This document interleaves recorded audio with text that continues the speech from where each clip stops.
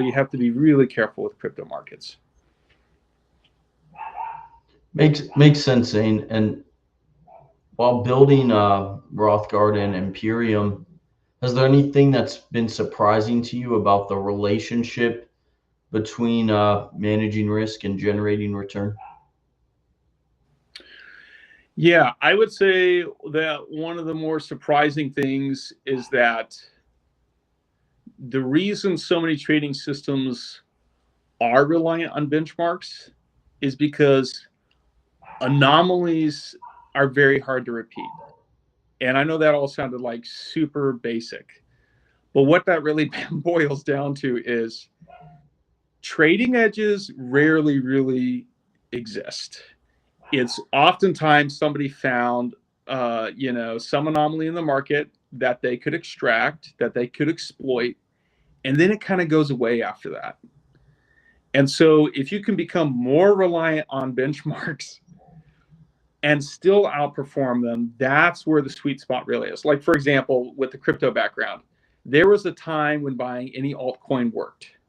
And there was this huge anomaly in the market where crypto was still young, it hadn't really been exploited yet, and there was tons of money to be made because of kind of the Ponzi effect. As long as people kept coming in, the prices would keep rising, more people would keep coming in. So that anomaly disappeared somewhere between 2021 and now, in that, there's probably 10 terrible crypto projects for every one good one, and very few of them will actually succeed. Then there was an anomaly around like the meme coin stuff, right? And that kind of all culminated in Trump launching all of his crypto projects. And after that point in time, the anomalies had kind of been exploited. So there's always room for a singular edge or a short-term edge in the market. They're kind of few and far between as far as being able to find them and extract them. Generally speaking, the best way to make money in any market is just to sit in a position in something quality for a long, long time, and you'll be okay. But typically, you're going to be subject to whatever the general market return is. So for us, kind of the crux of where all these different ideas come together is how do we create something that's generally benchmark dependent and not too dependent on anomalies, while still outperforming markets.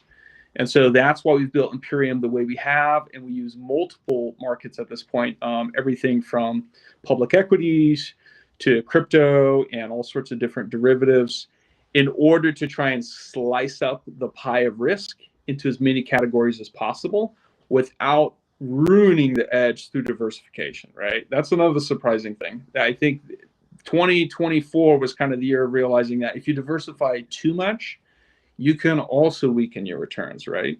I think several people famously said, you don't need to go out and buy 100 different things that, may perform well. If you could just kind of go all in on the 2 or 3 things you really, really believe in, you're probably going to have a better edge. You're probably going to have a better return at that point.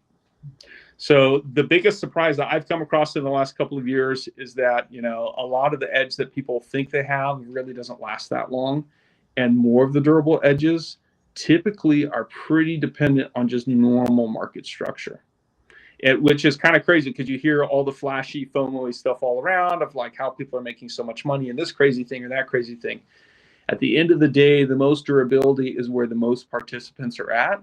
The bigger the market, the more defined the structure, the more the edge that you find in that market probably will last a long time. So that's why we encourage people to look at kind of normal market architecture and build a strategy around that versus just trying to exploit kind of one-off events. Got it.